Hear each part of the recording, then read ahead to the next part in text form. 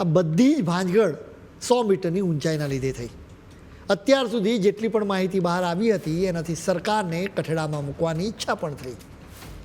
જોકે સરકારનો પણ પક્ષ સાંભળવો જરૂરી છે. ભારે વિરોધને જોતા સરકારે ખુલાસો પણ કર્યો. પર્યાવરણ મંત્રી ભૂપેન્દ્ર યાદવે વિસ્તારથી માહિતી આપી. તેમણે સરકારનો પક્ષ રજૂ કર્યો. જરા સરકારનો પક્ષ પણ જાણી લેવો જોઈએ. તમે પર્યાવરણ મંત્રી भूपेंद्र यादव ने पहला सांभो।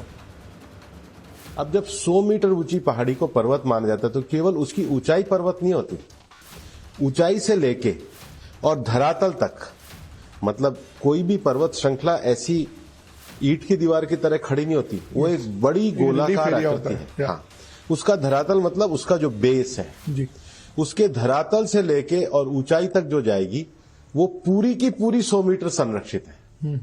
एक जो भ्रम फैला रहे हैं कि केवल ऊंची पहाड़ियों, उसके साथ में पड़ने वाली उसके धरातल में जो छोटी पहाड़ियां जो स्ट्रक्चर है वो सारा संरक्षित है।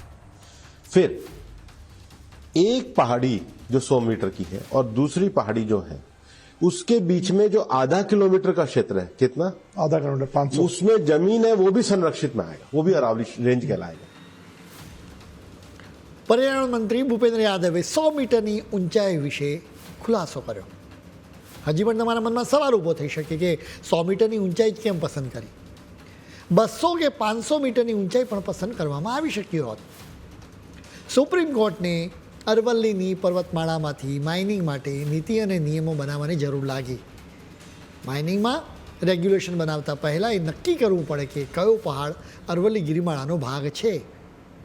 आ गिरिमाळा दिल्ही, हरियाणा, राजस्थान अने गुजरातमांथी पसार थाय छे।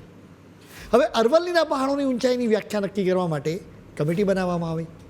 આ કમિટીએ દિલ્હી, હરિયાણા, રાજસ્થાન અને ગુજરાતની રાજ્ય સરકારની સાથે ચર્ચા પણ કરી, જેમાં સામે આવ્યું કે માત્ર રાજસ્થાને જ માઇનિંગના રેગ્યુલેશન માટે અરવલ્લીના પહાડની વ્યાખ્યા નક્કી કરી છે. રાજસ્થાને વૈજ્ઞાનિક રિચર્ડ મર્ફીની સ્ટાન્ડર્ડ ડેફિનેશન સ્વીકારી. મર્ફીની વ્યાખ્યા છે કે 100 મીટર ઊંચા પહાડ જ પર્વત ગણાય. દુનિયાભરમાં નિયમ લાગુ કરવામાં આવે છે.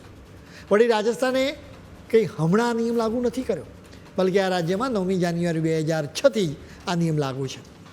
दिल्ही, हरियाणा और गुजरात में अरवल्लीना पहाड़ माटे कोई व्याख्या हजू सुधी नक्की करवामां आवी नथी। एटला माटे कमिटीए राजस्थाननो नियम स्वीकारी लीधो। आम पण अरवल्लीनो मोटा भागनो हिस्सो आ राज्यमांथी ज पसार थाय छे।